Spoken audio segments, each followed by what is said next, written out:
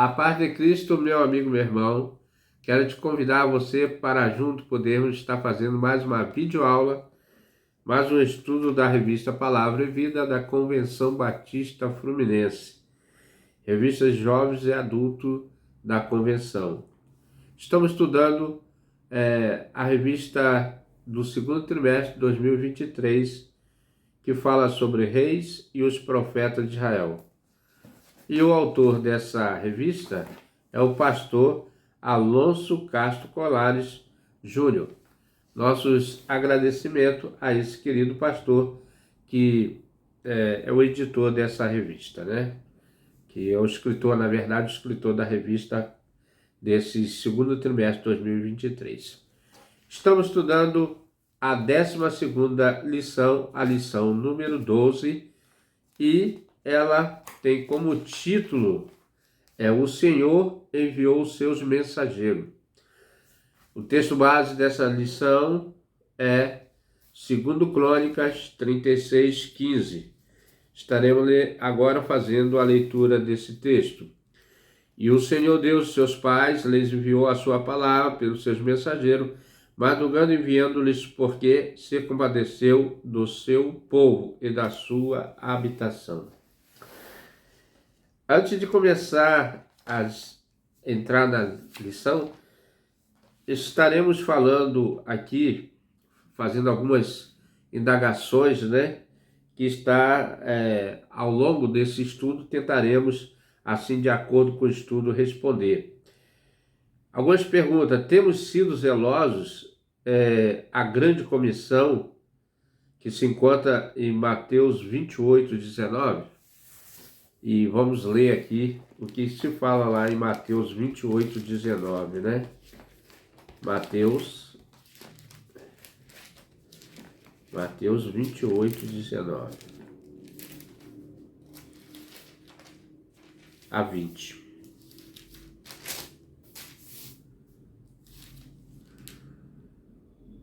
Portanto, ide e ensinai todas as nações, batizando em nome do Pai, do Filho e do Espírito Santo, ensinando a guardar todas as coisas que eu vos tenho mandado, e eis que estou convosco todos os dias, até a consumação do século. Amém. Então, irmãos, de acordo com esse texto, né? Outra pergunta: nosso testemunho expressa a compaixão de Deus? E a terceira e última pergunta: você tem um coração cheio de esperança? Diante dessas perguntas, nós estaremos estudando o Senhor enviou os seus mensageiros. Nessa penúltima lição do trimestre, vai refletir sobre o amor incondicional do Senhor ao povo de Israel. Então, Deus, ele tem um amor grande pelo seu povo, e ele não mede esforço para que as pessoas entendam que ele é amor, o verdadeiro amor, né? Mesmo diante da desobediência e obstinação deste em relação aos mandamentos de Deus. A ingratidão do povo de Israel para com Deus é proverbial, já no livro de Deuteronômio 29, 25 a 27. Vamos ler, irmãos. Deuteronômio, também, Deuteronômio.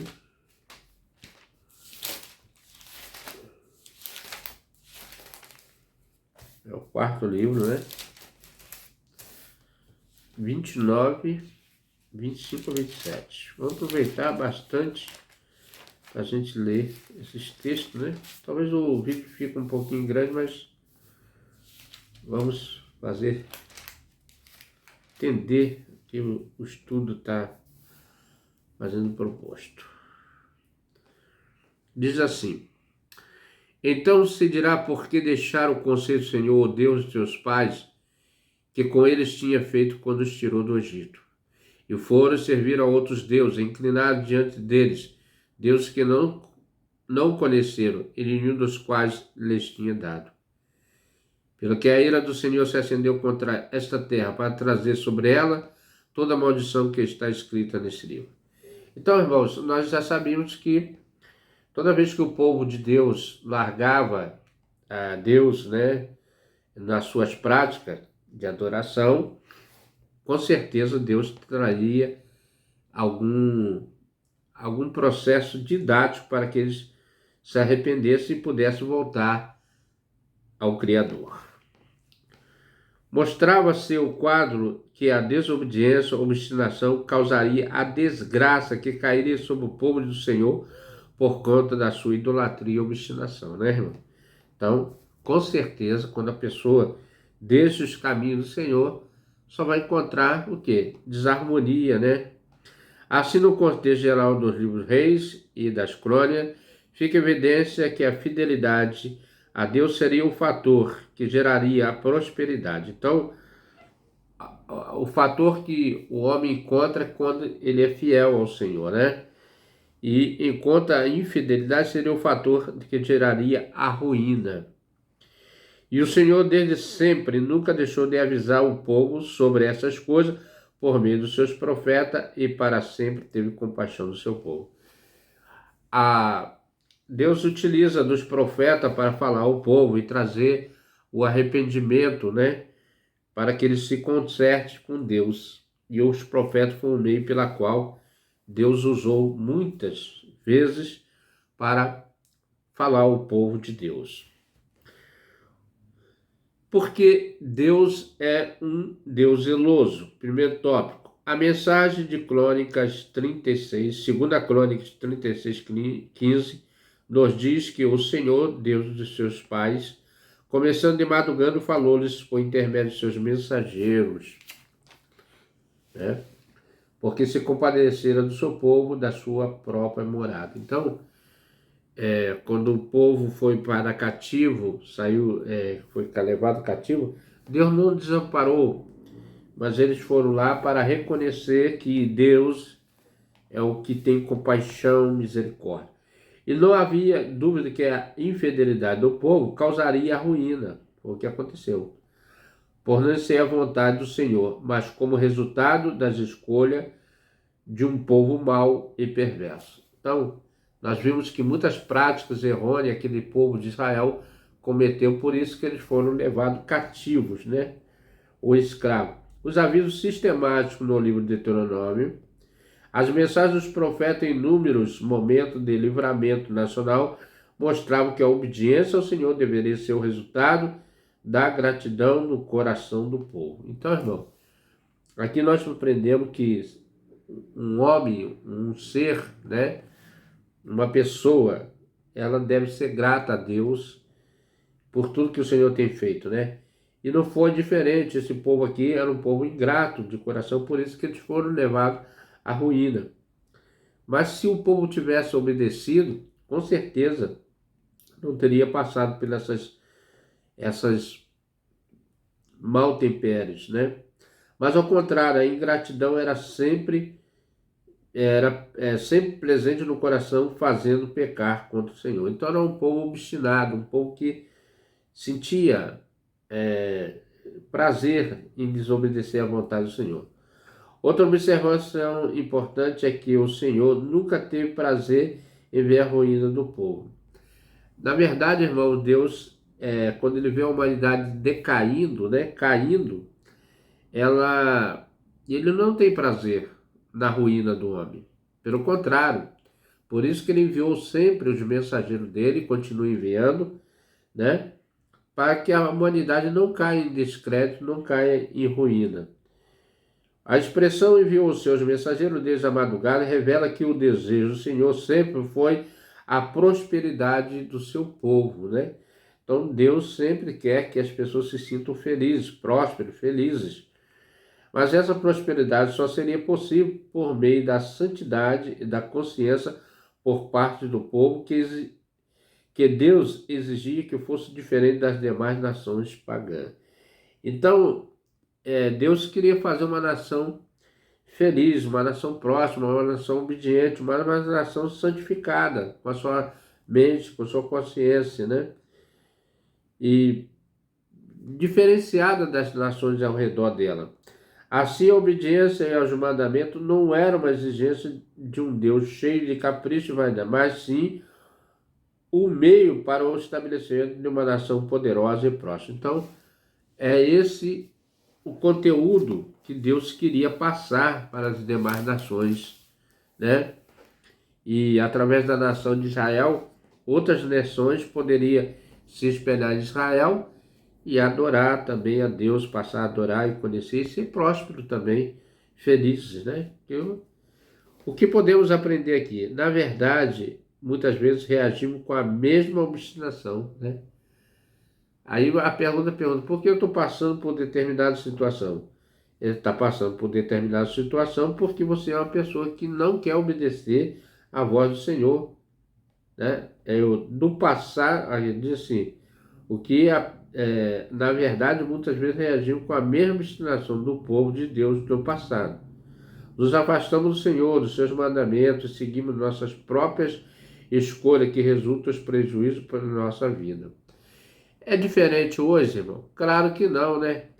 Olha, nós tivemos aí a pandemia, tivemos uma enfermidade que ceifou muitas pessoas, mas parece que o povo ainda não aprendeu nada com isso, né? E a cada dia a coisa se torna pior. Basta você ver os noticiários da TV, dos rádios, né? Da mídia, para você ver como que a degradação do ser humano é cada dia pior. Então, os desertos da vida, geralmente reagimos da seguinte forma: ou bem culpamos a Deus, tem pessoas que culpam a Deus, né? Por não levar para aquela dor ou sofrimento, ou bem confessamos nossos erros e confiamos na graça de Deus para nos socorrer. Então, irmãos, que sejamos sempre, que confessarmos os nossos erros, nossas culpas, e ser abençoado por Deus para que Deus nos dê o livramento. Ora, nos livros dos reis e das crônicas estão muitas orações de confissão e quebrantamento, que nos mostra a melhor reação ante o zelo do Senhor em manter a sua palavra. Na verdade, irmão, a Bíblia é cheia de mensagens pedindo que o homem faça o certo, corresponda ao amor de Deus. Como que você pode corresponder ao amor de Deus? O fim da lei, diz a Bíblia, que é a obediência. Então, desde o princípio, o homem se torna rebelde, porque não quer entrar nos padrões de Deus, né? Na moral de Deus, e fica tentando fazer as suas próprias leis, os seus próprios hábitos, né? E aqui a palavra nos diz, né, que a melhor oração é a confissão e quebrantamento. Devemos confessar a Deus os nossos erros. Deus é fiel à sua palavra e não faz concessões para adequá-lo às nossas falsas escolhas de atividade. Eu grifei isso aqui, irmão, porque as pessoas hoje não querem se adequar na palavra de Deus. Nós sabemos que a Bíblia Sagrada é a palavra de Deus, impressa, né? Acho que foi um dos primeiros livros que Gutenberg imprimiu, foi a Bíblia, um exemplar da Bíblia, de tão importante que ela é para o homem, né? E olha quantos ensinamentos tem a palavra de Deus. Mas por que a Bíblia é chamada a palavra de Deus? Porque ela traz o manual, ela traz as ferramentas, ela traz resposta que nenhum teólogo ou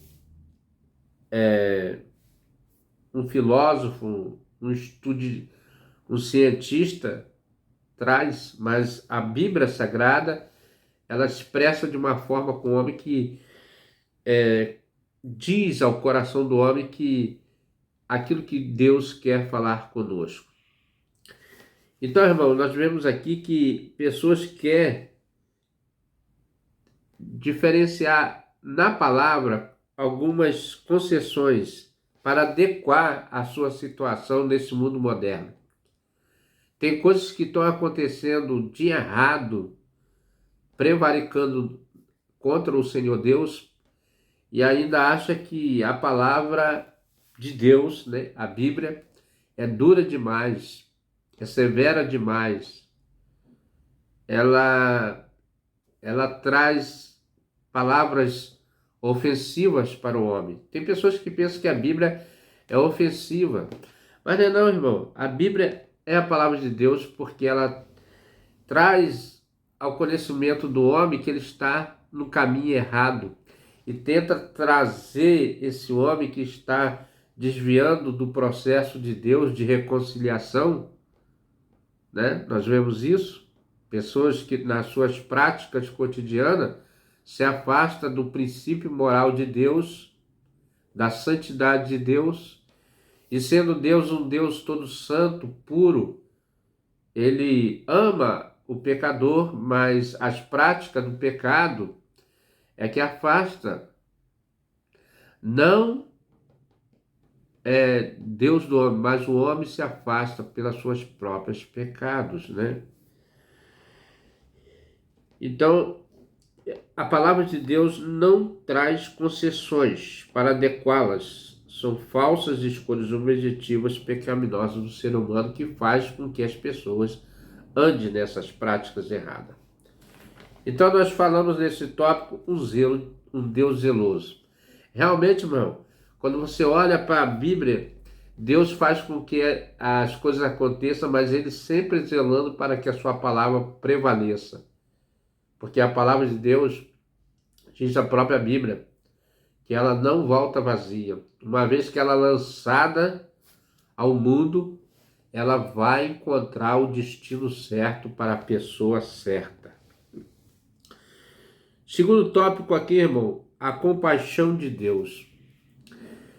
Compaixão, né? Você ter misericórdia pelaquela pessoa, você se compadecer pelaquela pessoa. E Deus, ele teve a compaixão pelo um povo duro de coração, que era Israel. Não obstante estar bem claro que Deus não tem nenhum compromisso com os erros do povo de Israel, nem com a sua desobediência, quanto mais, né? Ou costumeira, né? Recorrente. Não há como negar a compaixão do Senhor pelo seu povo. Irmão, quando nós olhamos para a história de Israel, os períodos que eles, a origem deles, como se formaram, você começa a entender como Deus ama essa nação. Como Deus, através dessa nação, ele trouxe o seu Filho ao mundo para salvar não só um povo, mas toda a humanidade. Hoje toda a humanidade ela passa por esse processo de entender um povo para ver que Deus ama toda a humanidade, porque todos são chamados ao arrependimento através do seu Filho. E aqui nós vamos ver que não há como negar a compaixão, né? Do Senhor pelo seu povo. A expressão de diligência por parte de Deus, enviando seus mensageiros de madrugada, isto é, desde sempre, porque se compadeceu do seu povo, evidencia a sua compaixão. Irmão, agora falando para os dias atuais, Deus tem tido grande compaixão da humanidade. Quando nós olhamos o pecado da humanidade, grandes pecados que o homem tem cometido diante da face de Deus, é sem dúvida que Deus, ele é um Deus de grande compaixão, de grande misericórdia. E a Bíblia mesmo já fala se Deus, se não deixasse o remanescente, há muito tempo já seriam como Sodoma e como Gomorra. Lembrando, irmão, que essas duas cidades foram destruídas por Deus pelo grande pecado que subiu aos céus, né? Mas foi porque eles não quiseram se arrepender? Não. Houve tempo para se arrepender. No mundo atual, irmãos, Deus está dando tempo a cada um, eu e você, de se arrepender dos nossos pecados, de se converter dos maus caminhos, das velhas práticas, do afastamento, da rebeldia que o homem coloca no seu coração. Muitos dizem que não há Deus. Muitos dizem que Deus não existe, ou tentam negar a existência de Deus. Mas, irmão, Deus é santo, puro. Nós vamos ver, com efeito, o zelo do Senhor sempre estará ligado à sua misericórdia. As ações de Deus ao longo da história mostram sua justiça sempre revelada, relacionada à sua misericórdia.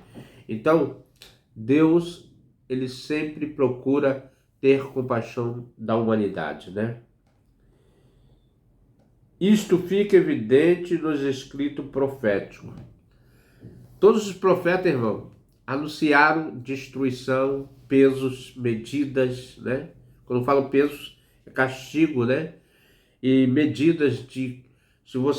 quando nós olhamos os profetas maiores, menores, ele sempre, para uma nação, ele tem um peso, uma medida que o Senhor vai trazer sobre essa nação se não se arrepender.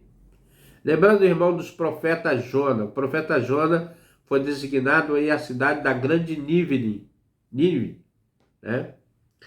E ali, qual era o objetivo? O temor do profeta de lá, Jonas, quando ele percebeu que ele ia ser enviado para lá, fugiu.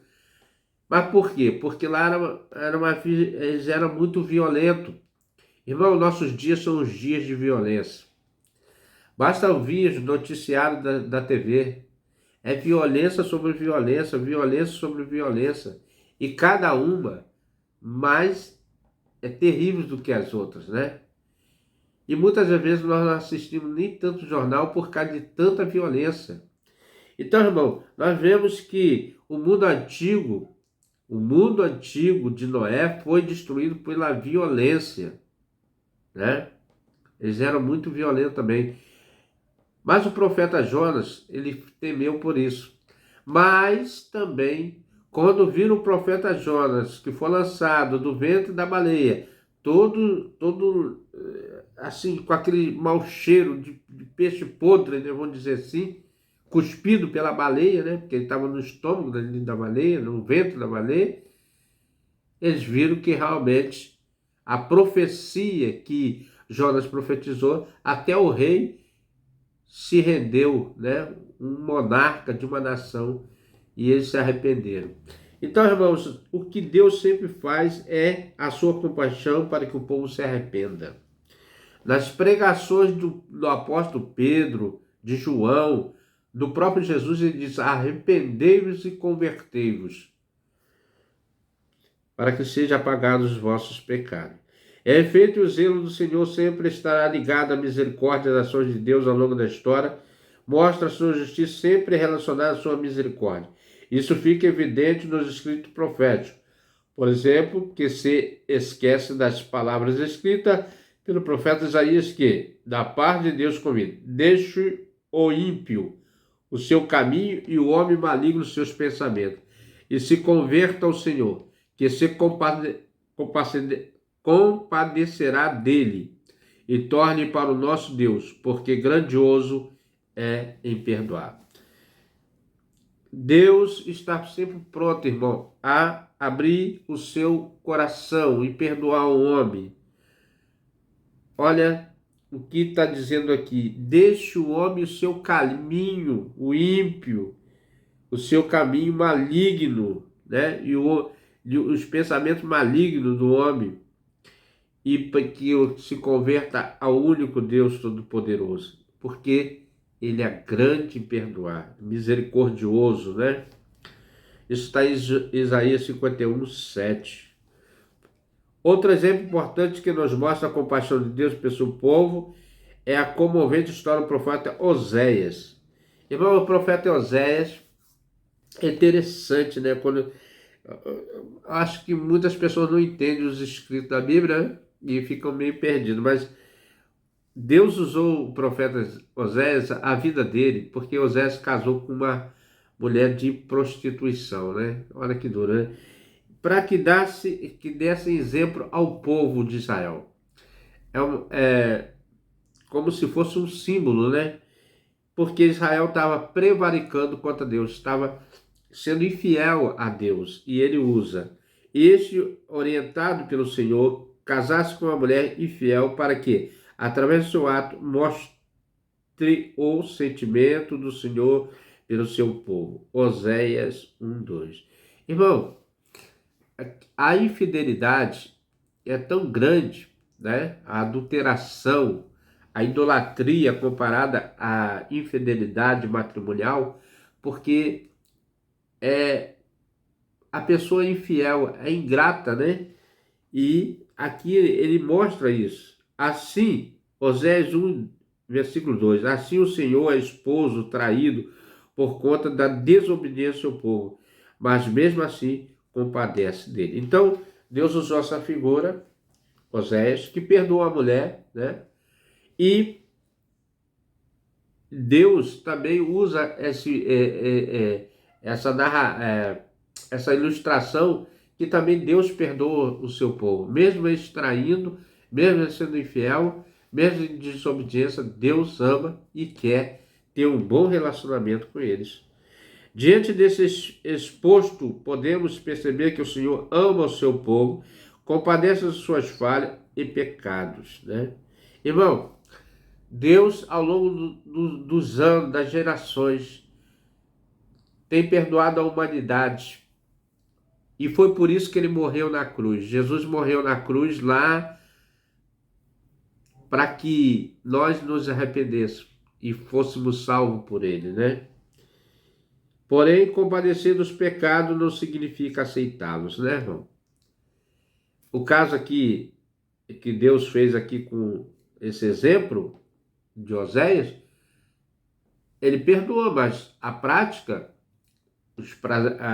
as consequências foram muito severas, né? A história de Israel nos mostra claramente que, a despeito da compaixão de Deus pelo seu povo, isso não mudaria o fato de que a destruição seria certa. Então, irmão, na vida tem algumas escolhas certas e erradas. Mas o nosso Deus sempre está dizendo que nós temos que escolher as coisas certas.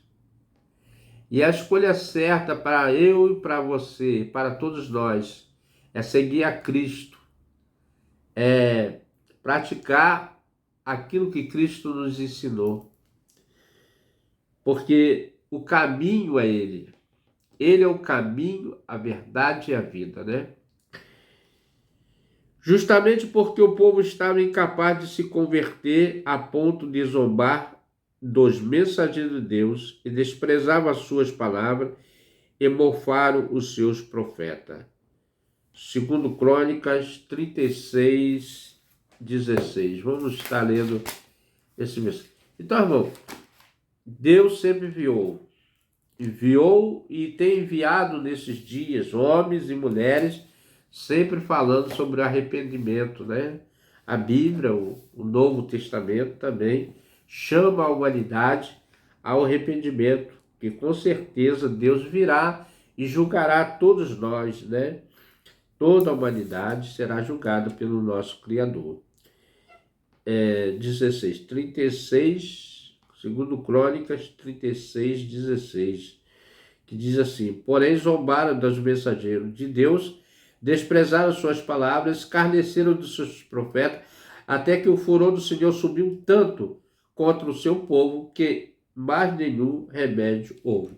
Irmão, Deus está tendo compaixão de mim e de você, de todos nós, da humanidade.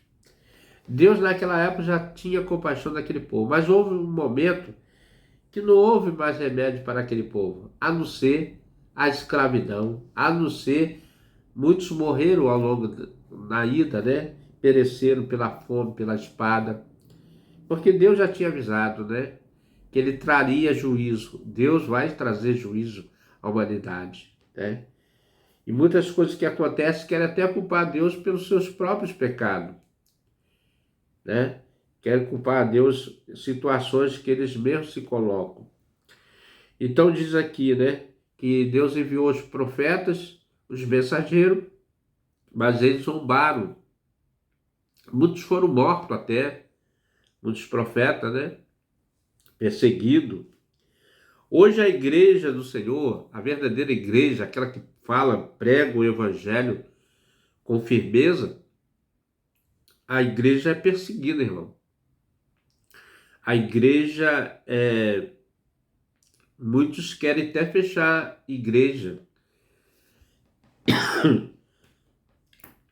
Muitos não reconhecem o valor social de uma igreja na sua cidade, no seu bairro. Muitos não reconhecem o trabalho que a igreja faz, a sociedade não reconhece. A sociedade sempre está menosprezando a igreja do Senhor. Nós vemos que a igreja, ela atua. Vou só dar um exemplo aqui. Uma igreja, ela arrecada os dízimos e ofertas. Normalmente a igreja, ela usa os dízimos e ofertas para fazer suas obras sociais, ajuda os necessitados. Pode visitar uma igreja aí, irmão, que vocês vão ver. Ajuda, faz a obra, conclui. E muitas vezes o governo arrecada milhões de dinheiro e muitas obras não são concluídas. Então você vê que a igreja, ela trabalha com firmeza, com coração, né? Com sentimento. E às vezes a pessoa quer fechar a igreja. Acha que a igreja, né? Quantos irmãos que estão dentro da igreja não estão fazendo coisas erradas, né? Vamos dizer assim, né? Então, o povo de Deus, né, é um povo próspero, porque teme a Deus, a verdadeira igreja. Ora, é muito comum atualmente superestimarmos a compaixão de Deus e subestimarmos a sua justiça. Um exemplo disso são as concessões práticas e pecaminosas claramente condenadas pelo Senhor em nome de um falso amor, de uma falsa inclusão. Isso aqui é outro ponto, irmão. O evangelho não tem jeitinho. O evangelho, ele não abre mão dos seus propósitos, né? Não estou encontrando aqui a palavra certa, mas da sua direção, dos seus princípios. É isso que eu queria. Dos seus princípios cristãos, né? De que Deus, através do seu povo, né, dos profetas, né, e dos apóstolos, a igreja está acima desses dois pilares, dos apóstolos e dos profetas, e que ao longo do tempo ele prega a ética e a moral de Deus no coração do homem. O Senhor se compadece das pessoas que pecam, não dos seus pecados. É uma diferença, irmão. Não estamos aqui para julgar ninguém. Não há julgamento. Mas há uma palavra que é levada para as pessoas que estão cometendo erro para que se arrependa. Não é julgar.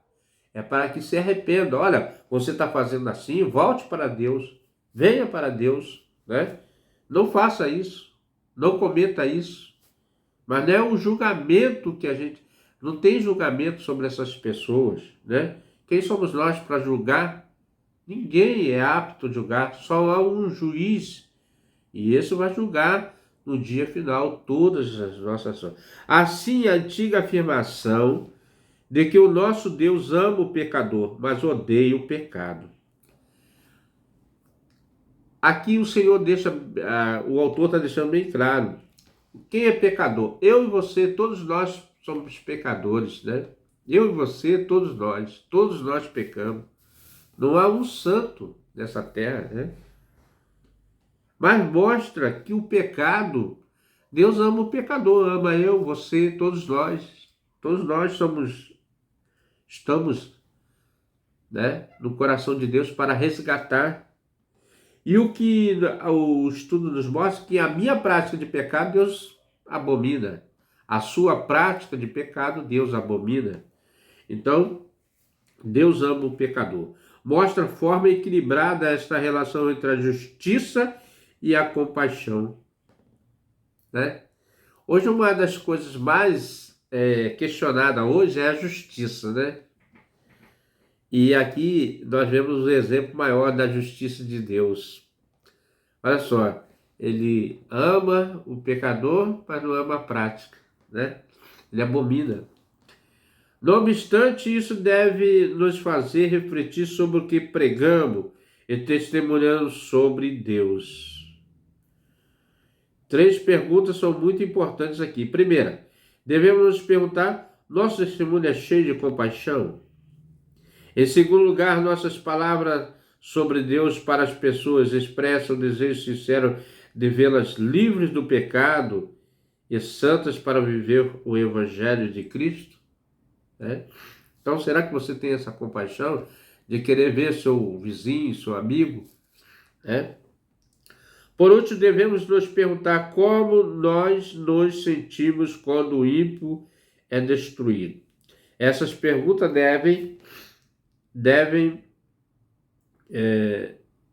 essas perguntas dizem muito sobre a natureza da nossa fé no Deus que é justo, mas que se compadece do arrependimento, do arrependido. Então, a justiça de Deus sempre espera um arrependimento da parte do homem, que ele se volte para os propósitos de Deus. Então, nós falamos aqui de um Deus a compaixão de Deus, né? Primeiro tópico, Deus zeloso. Segundo tópico, a compaixão de Deus. Terceiro e último tópico, a mensagem de esperança. Desses 3 pontos, né?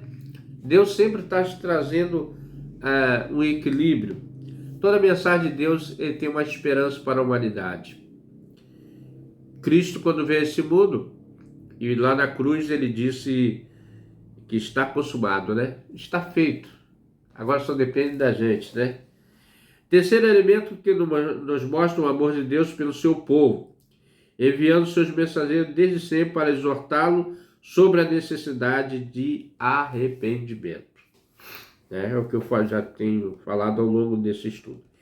Diz a respeito ao teor da mensagem. A mensagem era sempre direcionada para isso, arrependimento, né? Para que eles não cometessem aqueles erros. Diz a respeito do teor da mensagem. Em linhas gerais, os escritos dos profetas que viveram no tempo em que foram escritos o livro dos reis, das crônicas, dizia a respeito a 4 aspectos. Primeiro, ele denunciava o pecado, né? Como que você vai saber que você está errado se eu não denunciar? Então, irmão, eu estou agora falando para as pessoas que não conhecem a Cristo ainda, né? Quando um crente chegar para você e falar sobre algum pecado cometido, não é que ele quer te condenar, mas é que ele quer alertar você ao erro que está cometendo. Essa é diferente. A necessidade urgente de arrepender. Então, se você sabe que você está pecando, o mensageiro está levando uma mensagem que você precisa se consertar, que você precisa se achegar a Deus, né? Depois, a compaixão de Deus é ser misericordioso com o seu povo. Então, nós vemos aqui que, primeiro, a denúncia do pecado, a necessidade de urgência de arrependimento, a compaixão de Deus ser misericordioso com o seu povo e, por fim, a mensagem de esperança de dias melhores, caso o arrependimento. Então, essas 3 linhas gerais, né, elas trazem o homem ao centro da vontade de Deus. Quando o homem se arrepende, quando o homem se conserta, quando o homem busca andar nos propósitos de Deus. O primeiro capítulo do livro do profeta Isaías é o exemplo desta estrutura de mensagem dos profetas. Destaco aqui os versos 18, 19 e 20.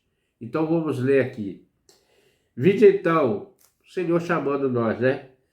Erguei-me, diz o Senhor, ainda que os vossos pecados sejam como a escarlata vermelha, né? Vermelho, né? Sangue, né? Vermelho de cor, eles se tornarão brancos como a neve, branquinho como a neve.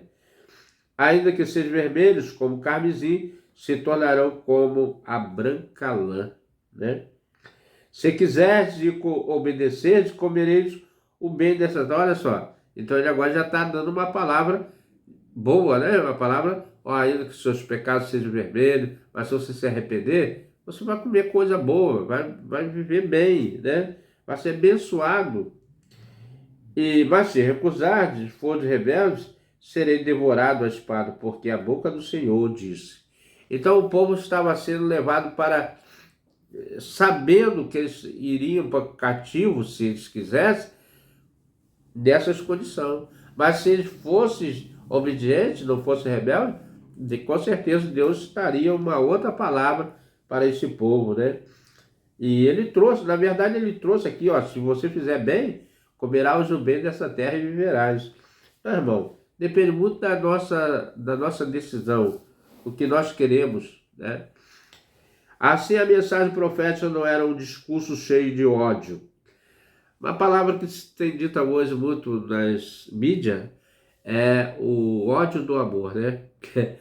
Primeiro ele bota ódio, depois amor. Mas, irmão, aqui cheio de ódio, ele está falando, assim a mensagem profética não era um discurso de ódio. Você tem que entender que quando um cristão fala para você que tem que mudar de vida, ele não está com o coração rancoroso, ele está querendo que você entenda que Deus é um Deus amoroso e quer te abençoar, né? O desejo de que o mal prevalecesse contra o povo, mas uma mensagem cheia de compaixão e esperança, né, irmão? Você vê, né? Ó, se você fizer assim, você vai ser abençoado, né? A iniquidade do povo era a motivação de lamentação, e assim pelo arrependimento a marcante nas mensagens dos profetas. Então, o profeta sempre tinha uma mensagem de conserto, exortação, para que o povo entendesse o que Deus queria que eles fizessem. Até mesmo diante da inevitável queda de Jerusalém, o profeta Jeremias transmite uma mensagem cheia de esperança da parte de Deus para o seu povo. Porque assim diz o Senhor, certamente que passados 70 anos em Babilônia, vos visitarei e cumprirei sobre vós a minha palavra, tornando a trazer-vos a este lugar. Porque eu bem sei os pensamentos que tenho de vosso respeito, diz o Senhor, pensamento de paz e não de mal, para vos dar o fim que esperais. Então me invocareis, e ireis, e orareis a mim, e eu os ouvirei, e buscar-me-eis, e achareis quando me buscar de todo o vosso coração. Irmão, essa mensagem aqui do profeta Isaías, né?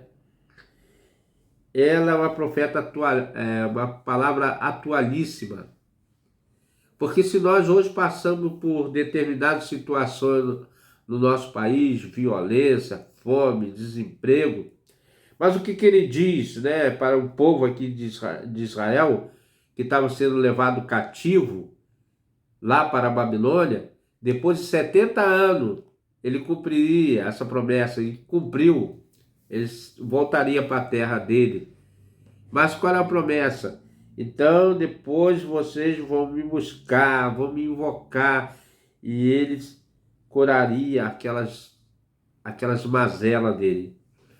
Nós somos o povo de Israel hoje em dia, a igreja do Senhor, os santos de Israel, né? Irmãos, todas essas promessas são válidas até hoje. Porque se nós orarmos e buscarmos a Deus, Ele é um Deus piedoso e misericordioso. Ele não muda, não tem variação de pensamento. E ele diz assim, e serei achado de vós, diz o Senhor, e farei voltar os vossos cativos e congregar-vos em todas as nações, em todos os lugares para onde vos lancei, diz o Senhor, e tornarei a trazer-vos no lugar de onde transportei. Jeremias 29, 10, 14. Eu falei de Isaías, mas é de Jeremias, né? Então, irmãos, nós vemos que Deus, Ele fez isso com essa nação, trouxe a nação, e quanto mais nós, irmãos, filhos, herdeiros, co-herdeiros, juntamente com Cristo, né? Com efeito, a natureza da mensagem do Senhor sempre tem como objetivo despertar o ímpio, né, sobre os seus pecados, demonstrar o amor e a misericórdia de Deus. Hoje, quando as pessoas estão cometendo os delitos e pecados, né, nós vemos que Deus sempre tem uma palavra que vem de encontro à necessidade dele de fazer renovar suas forças. Deus não veio julgar o mundo, Deus veio julgar, na verdade Deus veio libertar o povo do pecado, né? O objetivo de Deus não é punir o homem mas quem vai punir o próprio homem é o homem e os seus pecados. E diz, demonstrar o amor e a misericórdia de Deus encheu o coração do contrito de esperança. Deus trouxe uma palavra de esperança à humanidade. Cristo é a nossa esperança. Cristo Jesus é a nossa única esperança. E o mundo caído de pecado, de mazelas, de desgraça, nós vemos um só que pode resgatar o homem do pecado e trazer a justiça e o juízo. Jesus. Assim também nós devemos manter este padrão, pois hoje somos nós quem desde a madrugada exortamos. Quando ele fala nós, é a igreja, né? A todos a necessidade de arrependimento para o perdão dos pecados, que façamos isso com o temor do Senhor. Todos nós erramos, cometemos delitos e pecados, irmão, mas devemos nos arrepender, nos converter, se achegar a Deus e Ele se achegará a nós. Conclusão. Hoje refletimos sobre o teor da mensagem dos profetas e a urgência desta mensagem na expressão do texto de Crônica. O Senhor enviou seus mensageiros, madrugando, que possamos ter esse senso de urgência, testemunhando da justiça, da compaixão, da esperança para todas as pessoas ao nosso redor.